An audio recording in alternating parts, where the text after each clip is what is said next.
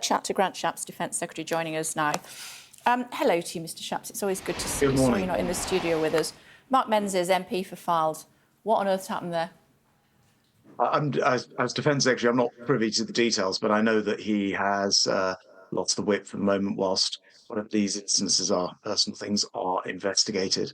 And I'm afraid I'll have to leave it to see what the outcome of that is. Well, I know that there were previous stories, and a decade ago, as I say, I can't really shed much light on this. I'm not sure what the new information is. Obviously, it's a personal matter, and the whip has been withdrawn for the time being whilst that's investigated. Let me help you.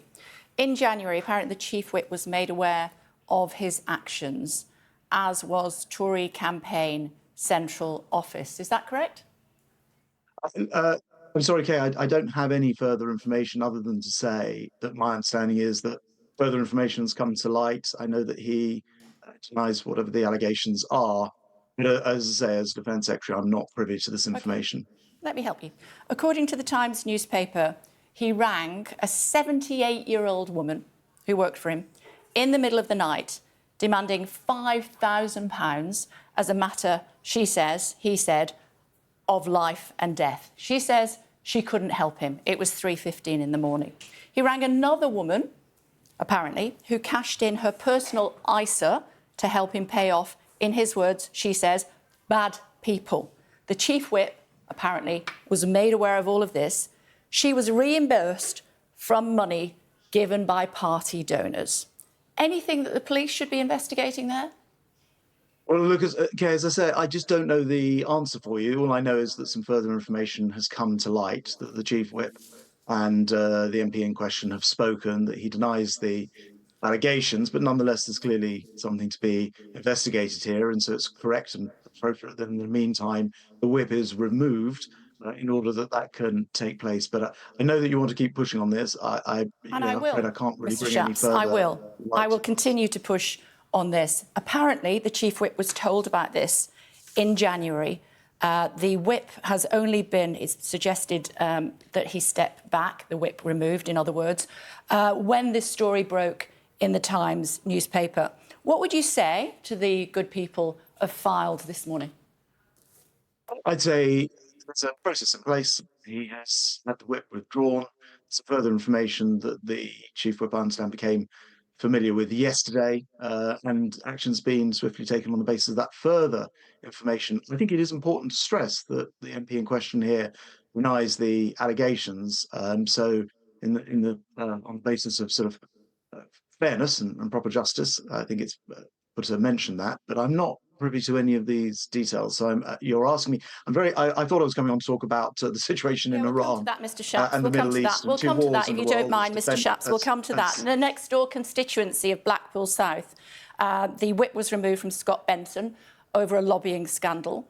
Peter Bone, again, a former Conservative MP for sexual bullying. Neil Parish for viewing porn, or was it tractors, in the chamber of the House of Commons. Chris Pincher allegedly molesting men at the Carlton Club. 8 independent MPs, former Tories. What is that saying about your party and the state of British politics this morning? Well, look, I understand what you're driving at here. As I say, I thought I was coming on to talk about 2 wars in the world, and you're pressing me about some issues which I'm not particularly close to. Do you think it's funny, Mr. Shapps? I don't think it's funny. No one said it was funny, Kay. You seem to be smirking about it. I'm asking you about the state of British politics this morning.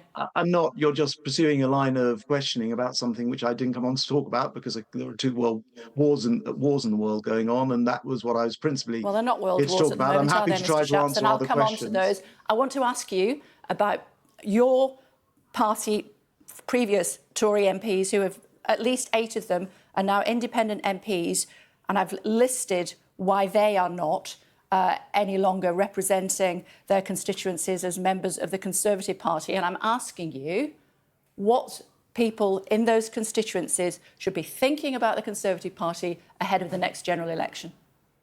I think you're trying to draw a thread between all of them. There are MPs from other parties who've experienced similar problems or misdemeanors, and it's right that there are processes in place. But I can't really add much to this. As I say, in this particular case, action's been taken with the whip withdrawn, and no doubt the investigations will take place. What's the timescale for that investigation? I'm afraid I don't know the answer, but these things are fairly swift ordinarily. Should he be allowed to stand again as a Conservative MP come the next general election? Well, we have a basis of justice in this country, which is that, first of all, just because an accusation is made or something's written, it doesn't mean it's necessarily proven. And then, secondly, there's a proper path, including elections in this country, and that's how we decide on our democracy. And if there's misuse of campaign funds, allegedly, if that's proven to be the case, would the Conservative Party report him to the police? I think all the correct things are always done in these cases, which is why you've mentioned other cases. As I say, it's not something which is just specific to one particular political party. We could list cases on the other sides. That's not the point of this discussion, I realise. As I say, I thought the point of this discussion was to discuss a couple of very serious conflicts in the world, which I think are going to be far more world-shaping, particularly what happens in Ukraine with Putin, and what's happening in the Middle East, than I think any particular individual MP. Yeah, I suppose that 78-year-old lady that was woken up in the middle of the night, allegedly, with somebody demanding £5,000, a matter of life and death, her Conservative MP, her boss, she may also be thinking about that this morning. Talk to me about the Middle East. What would you like to say? Well, it's obviously extremely concerning, the situation. You've got Iran, who are who've attacked a democratic country with over 300 missiles. And everyone is concerned, of course, about this already now 6-month plus conflict escalating. Something which not to diminish any of the previous conversation, but I think is extremely concerning for the world. And the United Kingdom's playing our part in trying to de-escalate the situation as much as possible, whilst obviously helping to defend the right of defence of Israel, a country which is a democracy and has come under attack by an autocracy. Will you allow the RAF to take people to Rwanda? Well, wait, first of all, let's get the Rwanda bill passed. It was absolutely outrageous last night that once again Labour are blocking the Rwanda bill, this time in the House of Lords, because they have no alternative themselves and have no other plan. And then, secondly, the plan is to ensure that we can quickly start to remove people. Unless we do, we will not break this chain of illegal criminal gangs, people trafficking people across the channel. And so it's very important that we do everything we can. We'll act as a whole government in terms of trying to ensure that is swiftly enacted. But it cannot be right that Labour keep blocking this over 100 times, and they don't have their own alternative, and they're just trying to cause mayhem and prevent this criminal gang activity from being smashed. Given that it would appear that almost all commercial airlines are somewhat reluctant to take people to Rwanda, or that certainly appears to be the case on the surface. You may tell me otherwise. Will you expect the RAF to take people to Rwanda once this bill's passed? Yeah, I don't think it would ever have been a commercial airline. There may be charter flights. The exact details of it will have to wait until we finally get this past Labour's objections in Parliament and get this Rwanda bill on the statute book. As I say, it's a whole government effort, so we'll do whatever we need to do to make sure that the will of Parliament, which actually has been pretty clear as far as the elected chamber has been concerned, just this week overturning Labour's votes against this in the Lords, we'll do whatever we need to do to make sure that we can get these flights off, whether they're chartered flights or any other type of flight. Commercial airlines have been used in the past, as we know. But does that include using the RAF if necessary? As I say, we'll do whatever we need to do as a government. That includes using the RAF if necessary?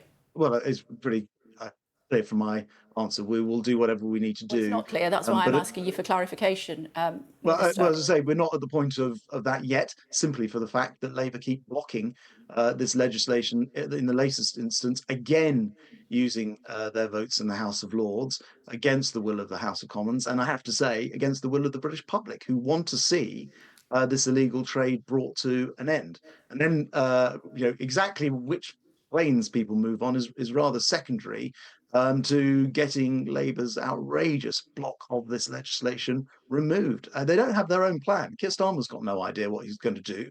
It doesn't actually seem to want to solve the problem.